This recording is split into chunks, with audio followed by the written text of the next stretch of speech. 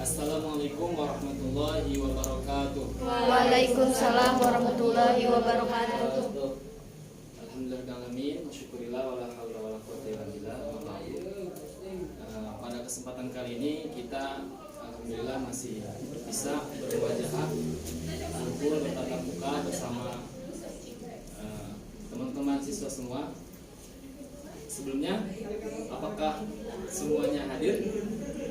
Hadir Pak. Alhamdulillah. Karena di masa pandemi seperti ini kita itu sulit untuk bergerak ke sana ke sini ya. Baik, kita di sini akan masuk ke materi. Sebelum masuk ke materi, materi kali ini yaitu pengertian sunnah dan macam-macam sunnah. Sebelumnya, apakah teman-teman siswa semua sudah tahu apa itu pengertian sunnah dan macam-macamnya? Belum Pak. Ya? Sunnah itu belum tahu Pak. Kita akan membahas materi sunnah kali ini. Kita masuk pada materi, yaitu yang pertama pengertian sunnah. Dapat dilihat bahwasannya dari segi etimologi atau bahasa, sunnah itu berarti as-sirah al-muttaba'ah, yaitu jalan yang diikuti. Jadi setiap jalan atau yang diikuti atau ditempuh itu dinamakan sunnah. Baik itu jalan yang baik maupun jalan yang buruk. Itu pengertian secara sunnah, secara bahasa. Nah, dan yang selanjutnya itu secara etimologi atau istilah. Itu ada dari 3 disiplin ilmu. Yang pertama yaitu ilmu hadis, yang kedua usul fikih, dan yang ketiga ilmu fikih. Nah, yang pertama yaitu sunnah ditinjau dari ilmu hadis, yaitu segala sesuatu. Jadi segala sesuatu yang disandarkan kepada Nabi Muhammad SAW, baik itu perkataan, perbuatan maupun ketetapannya. Nah, dan yang selanjutnya yaitu sunnah menurut ilmu usul fikih. Di sini beda tentunya dari sudut pandang ilmu hadis dan usul fikih, yaitu segala yang diriwayatkan Nabi SAW berupa perbuatan, perkataan dan pertetapan yang berkaitan dengan hukum. Jadi itu bedanya antara ilmu hadis dengan usul fikih, bedanya dari hukumnya. Jadi dikaitkan dengan hukum, itu usul fikih. Nah, dan yang ketiga sunnah ditinjau dari ilmu fikih, yaitu termasuk salah satu hukum takhlifi. Tahu nggak takhlif itu? Enggak. Jadi kalau di ilmu fikih itu ada macam-macam hukum. Ada sunnah, ada haram, ada wajib, ada mubah, apalagi Makruh. Nah, ini dari ilmu fikih, yaitu perbuatan yang dilaksanakan mendapat pahala, apabila tidak dilaksanakan tidak apa-apa atau tidak mendapat dosa. Itu dari ilmu fikih. Nah, kita lanjut. Yaitu macam-macam sunnah. Di sini ada 3 macam-macam sunnah. Yang pertama sunnah qauliyah, dan yang kedua fi'liyah, yang ketiga sunnah takririyah. Sebelum kita lanjut, sunnah qauliyah itu apa sih maksudnya? Iya, perkataan. Perkataan, betul. Kalau fi'liyah? Perbuatan. Betul. Kalau takririyah? Ketetapan. Masya Allah, pintar. Lanjut kepada sunnah qauliyah atau perkataan. Nah, sunnah qauliyah atau perkataan itu segala sesuatu yang disandarkan berupa perkataan kepada Nabi Muhammad SAW. Jadi yang dimaksud qauliyah itu, qauli atau kalau dalam hadis itu disebut qala, itu kan ucapan atau perkataan ya. Maka itu yang disebutkan sunnah qauliyah. Di sini ada contohnya. Kalau di sini ada. Nah, ada di dalam hadis diceritakan bahwasanya dari Anas radhiyallahu anhu dari Nabi Shallallahu alaihi wasallam, beliau bersabda, belum beriman salah seorang dari kamu sebelum ia mencintai saudara sebagaimana ia mencintai dirinya. Artinya yang dimaksud sunnah qauliyah di sini itu yaitu ucapan atau perkataan Nabi yang dikeluarkan lalu menjadi sunnah, artinya bisa diikuti oleh kita semua, oleh teman-teman siswa. Jadi makna dari hadis tersebut yaitu masih diragukan, artinya iman kita sebagai sesama manusia ketika memang kita tidak peduli dengan contoh teman sejawat kita. Misalkan Herlina minta tolong terhadap Erna, jadi tapi Herlina ini acuh tacuh atau apatis. Nah, itu bisa diragukan keimanannya karena sudah jelas bahwasannya hadis Nabi, belum beriman salah seorang dari kalian sebelum ia mencintai saudaranya sebagaimana ia mencintai dirinya. Jadi tidak ada rasa saling mendolimi satu sama lain. Nah, kita lanjut ke sunnah fi'liyah, yaitu perbuatan. Sunnah fi'liyah itu yaitu sesuatu yang disandarkan kepada perbuatan Nabi Muhammad Sallallahu Alaihi Wasallam.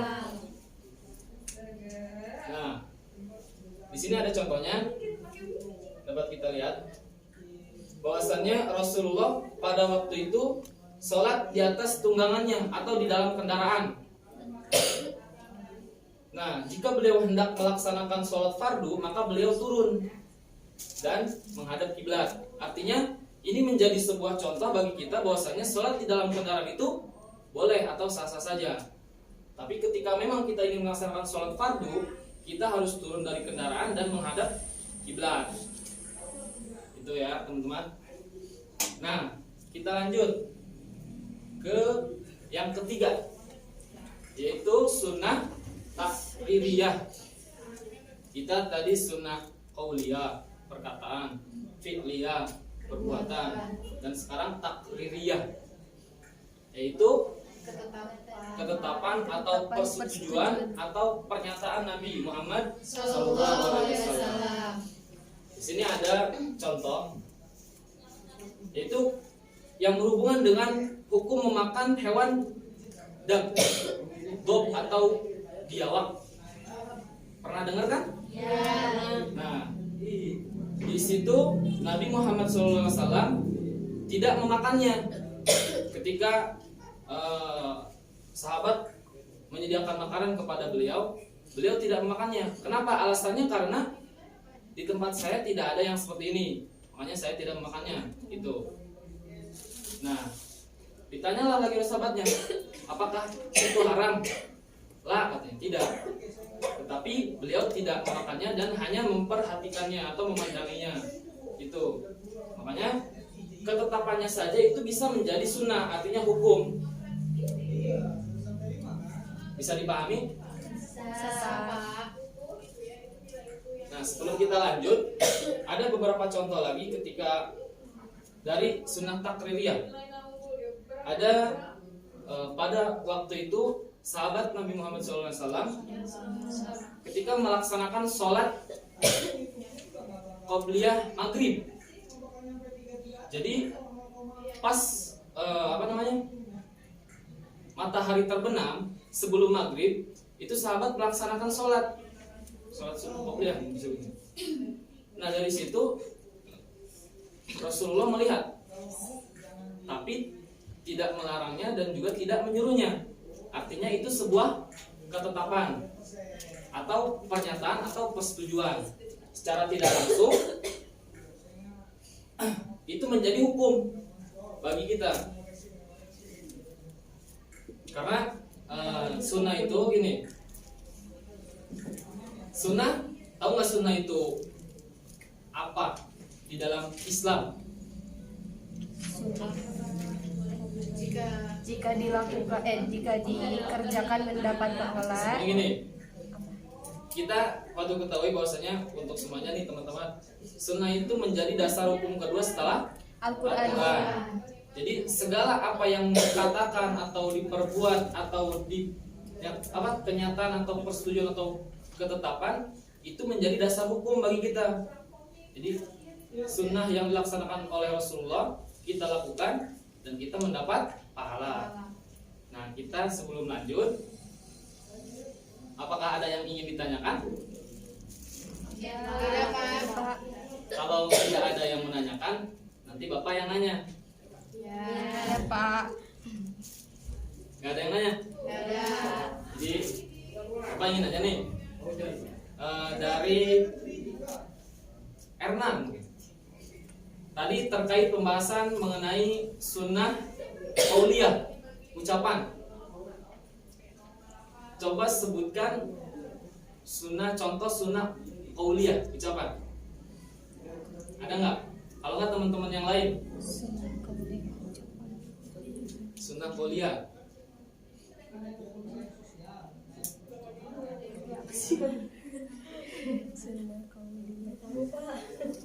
Nah, contoh gini, kayak seperti semacam menuntut ilmu. Itu kan salah satu bentuk perintah secara ucapan atau perkataan Rasulullah pada kita semua bagaimana? Apa hadisnya?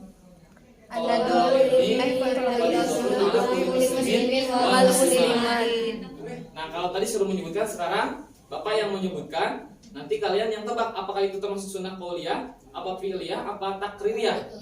Nah, ada hadis seperti ini. Idza akala ahadukum ta'ama la yamsa' yadahu hatta yal'aqaha. Yang artinya, apabila seorang di antara kalian makan suatu makanan, janganlah dulu ia mengusapnya sebelum ia menjilatnya. Itu satu hadis. Jadi pertanyaannya, itu termasuk sunnah qauliyah, apa fi'liyah, apa takririyah? Pilih kerja kan. Ayo. Perbuatan pilih ya. Sunnah Jadi pilih ya, kalau Pak. yang betul jawabannya insya Allah dia dapat dikasih Yeay. di luar nanti. Ya, Pak. Apa maksudnya? Sunnah pilih ya. Fi'liyah? Iya. Salah. Takririyah. Qauliyah Kok karena ucapan. Jadi kita diperintahkan bahwasannya sesudah makan, jangan dulu mengusapnya sebelum menjilatnya. Kalau yang dilakukan Nabi, misalkan dari Anas radhiyallahu anhu berkata atau melihat Nabi sallallahu alaihi wasallam melakukan seperti itu fi'liyah. Itu Ya, baik, Pak. Ya, Pak. baik, Pak. dapat dipahami? Bisa. Alhamdulillah. Mudah-mudahan kita semua setelah mempelajari sunnah dan macam-macamnya, kita dapat mengimplementasikannya dalam kehidupan kita sehari-hari. Amin. Karena bagaimanapun juga sunnah itu menjadi sebuah dasar hukum kedua setelah Al-Quran. Karena mungkin hanya itu. Kita akhiri dengan mengucapkan alhamdulillah. Alhamdulillahirabbil alamin. Assalamualaikum warahmatullahi wabarakatuh. Waalaikumsalam warahmatullahi wabarakatuh.